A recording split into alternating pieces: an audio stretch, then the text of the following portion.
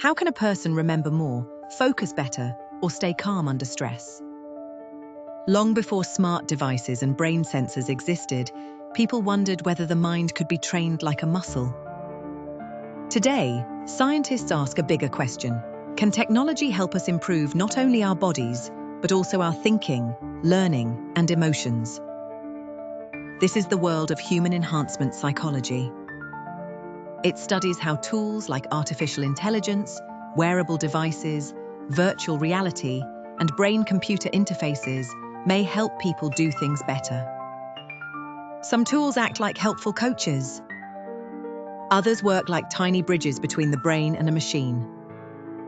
Together, they may support memory, attention, decision-making, and even creativity. Imagine your mind as a garden. Learning is the water, practice is the sunlight, and good habits are the tools that help plants grow. Technology can sometimes act like an extra gardener. An AI learning system might notice when a student is confused and offer easier steps. A wearable device might remind someone to breathe slowly when stress is rising.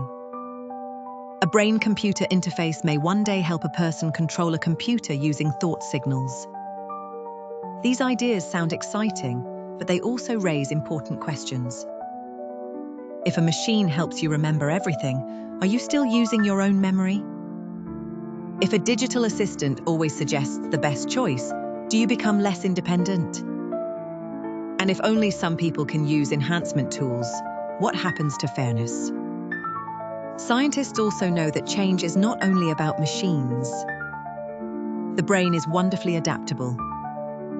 This ability is called neuroplasticity. It means that with practice, rest, and learning, the brain can build new connections, like making new paths in a forest. Technology may support this growth, but it does not replace effort, curiosity, friendship, sleep, and healthy habits. Human enhancement psychology asks how people feel when they use these tools. Some may feel confident and empowered. Others may worry, feel dependent, or wonder whether they are still themselves. That is why researchers study not just performance, but also identity, motivation, relationships, and well-being. The goal is not to create a machine human that never struggles. The goal is to help people live safer, healthier, smarter, and kinder lives while keeping choice, dignity, and balance.